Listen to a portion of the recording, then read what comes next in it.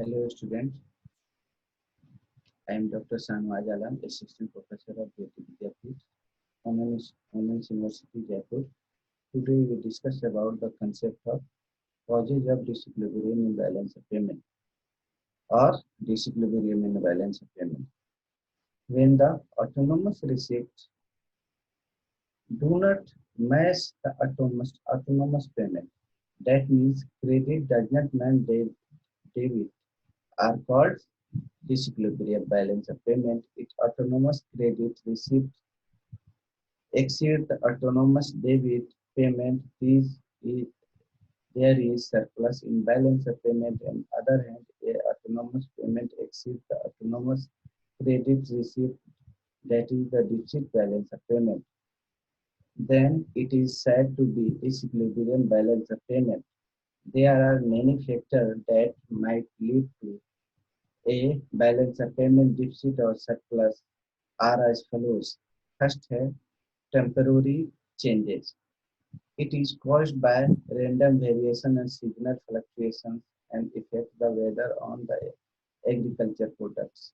A disequilibrium जो balance of payment disequilibrium क्या होता है, अगर सरप्लस क्या है कि जो पेमेंट है और रिसिप्ट है, किसी भी कंट्री का जो पेमेंट है और रिसिप्ट है वो दोनों आपस में मैच नहीं करता है, तो हम कहते हैं कि वो डिसइक्विलिब्रियम बैलेंस ऑफ पेमेंट है। ठीक है, तो डिसइक्विलिब्रियम पहले जब पेमेंट और रिसिप्ट को किसी भी कंट्री का मैच नहीं करेगा तो डिसइक्विलिब्रियम होगा। डिसइक्विलिब्रियम कब होगा, जब बैलेंस ऑफ पेमेंट सरप्लस हो या बैलेंस ऑफ पेमेंट डिफिसिट हो, बैलेंस ऑफ पेमेंट बैलेंस नहीं हो।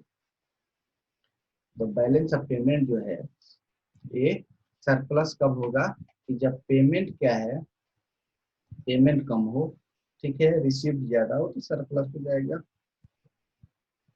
जब रिसिप्ट ठीक है ज्यादा है और पेमेंट कम है तो सरप्लस हो जाएगा, इसके वाइस वर्सा। ठीक है, अब इसके क्यों होते हैं भाई डिसइक्विलिब्रियम बैलेंस ऑफ पेमेंट और डिसइक्विलिब्रियम बैलेंस ऑफ पेमेंट या बैलेंस ऑफ पेमेंट में सरप्लस और डिफिसिट क्यों होते हैं, इसके बहुत सारे कारण हैं। पहला बताया था कि temporary change, it is caused by random variation of trade signal, effect of weather on agriculture products. Agriculture product से सीजनल वेरिएशन के टेम्पोररी चेंजेस की वजह से होता है। ठीक है, और सीजनल वेरिएशन के एग्रीकल्चर प्रोडक्ट के प्राइसेस चेंज हो जाते हैं, जिसके वजह से बैलेंस ऑफ पेमेंट में एक क्या है डिसइक्विलिब्रियम होता है।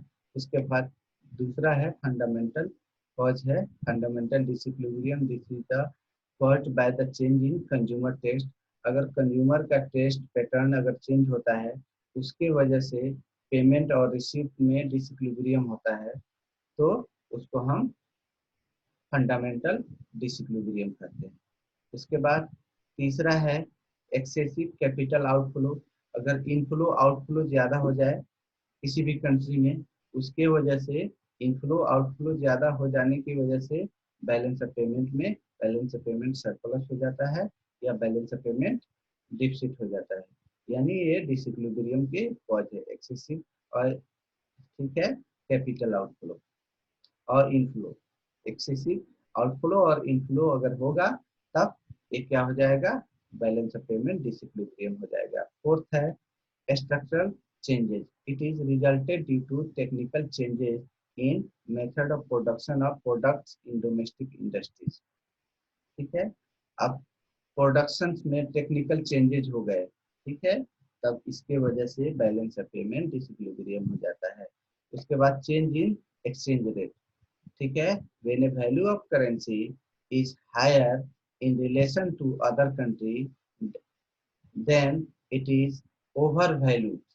An overvaluation of the domestic currency mark foreign goods cheaper and export dearer in foreign country. This is also outflow of capital which leads to unfavorable balance of payment. ये कह रहा है कि रेट ऑफ एक्सचेंज अगर change हो जाए, ठीक है, या ओवर वैल्यू हो जाए करेंसी या अंडर वैल्यू हो जाए, तो ओवर वैल्यू हो जाए और अंडर वैल्यू हो जाए जिसकी वजह से बैलेंस ऑफ पेमेंट जो है वो डिसइक्विलिब्रियम होता है, या सरप्लस हो जाता है या बैलेंस ऑफ पेमेंट डिफिसिट हो जाता है। Cyclical fluctuations when there is boom in country in relation to other country, both export and import may be increases. This will lead to unfavorable balance of payment. ठीक है, cyclical fluctuations है, ठीक है। There is boom in a country in relation to other country. अब किसी country में boom है, ठीक है, या कहीं रिसेशन चल रहा है, उसका इफेक्ट जो कंट्री का बैलेंस ऑफ पेमेंट बना रहा है उस पर पड़ेगा, ठीक है। और कुछ होते हैं पॉलिटिकल कंडीशंस जिसके वजह से country balance of payment balance नहीं होता, अनबैलेंस हो जाता है। वो क्या है? Political political instability in a country create uncertainty among the foreign investor, which creates the outflow of capitals relate to its inflow. Disequilibrium balance of payment also caused by the wars and some wars with some countries, ठीक है। क्या है कि कोई political condition instability है, कोई situation नहीं है कब तक ये गवर्नमेंट रहेगी कब तक, तो उसकी वजह से कोई इन्वेस्टर नहीं चाहता है। अगर पॉलिटिकल स्टेबिलिटी नहीं है तो कोई भी दूसरा कंट्री नहीं चाहता है इस कंट्री में इन्वेस्ट करना, चाहे दूसरा कंट्री का इन्वेस्टर नहीं चाहता है, क्योंकि गवर्नमेंट चेंज हो जाने के बाद इसकी पॉलिसीज चेंज हो जाती है। चाहे किसी कंट्री से दूसरे कंट्री से वार लगा हुआ है उस वक्त भी आउटफ्लो और इनफ्लो इन्फेक्टेड होता है, बैलेंस ऑफ पेमेंट डिफिसिट होता है, ठीक है। सपोज अभी कोरोना वायरस है, ठीक है, तो कोरोना वायरस महामारी चल रहा है, इसकी वजह से क्या हो जाएगा? बैलेंस ऑफ पेमेंट इफेक्ट होगा, लोग इन्वेस्ट नहीं करना चाहेंगे, ठीक है। और दो तरह के इन्वेस्टमेंट होता है, एफडीआई और एफआईआई, आपको पता है।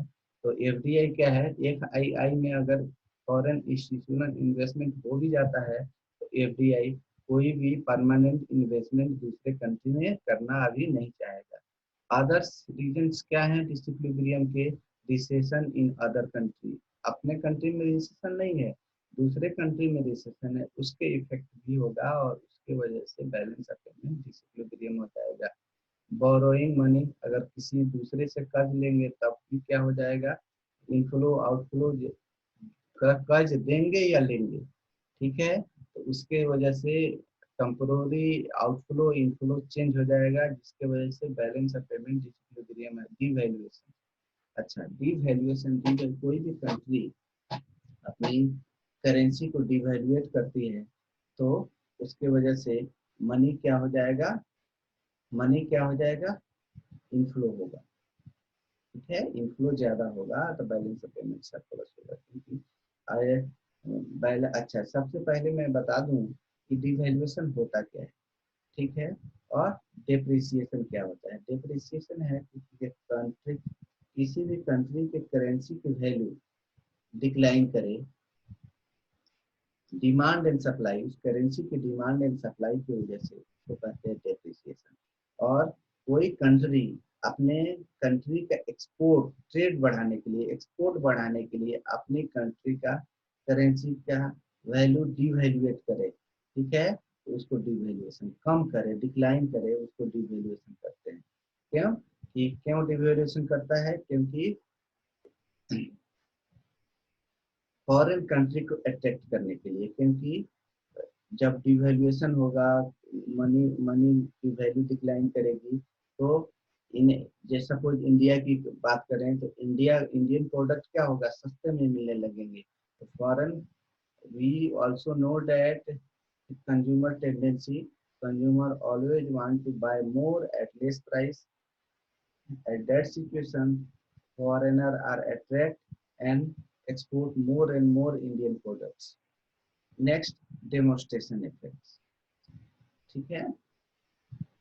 जैसे सलमान खान कार चला रहा है और हमको भी वही कार चाहिए, ठीक है, तो डिमॉन्स्ट्रेशन इफेक्ट की वजह से दिखावे के लिए हम जो खर्चा करते हैं उसके वजह से भी बैलेंस ऑफ पेमेंट में ओवरफ्लो इनफ्लो हो जाता है, जिसकी वजह से बैलेंस ऑफ पेमेंट डिसइक्विलिब्रियम है। Higher population growth, population growth भी एक बहुत बड़ा कॉज है। जैसे जैसे पॉपुलेशन बढ़ेगा तो कंजम्पशन बढ़ेगा तो फॉरेन इंपोर्ट्स और एक्सपोर्ट वो दोनों बढ़ेगा। एक्सपोर्ट के पॉपुलेशन हायर पॉपुलेशन की वजह से हायर ग्रोथ होगा, और हायर पॉपुलेशन की वजह से हायर इंपोर्ट भी होगा, जिसकी वजह से बैलेंस ऑफ पेमेंट डिसइक्विलिब्रियम हो जाता है। Thank you.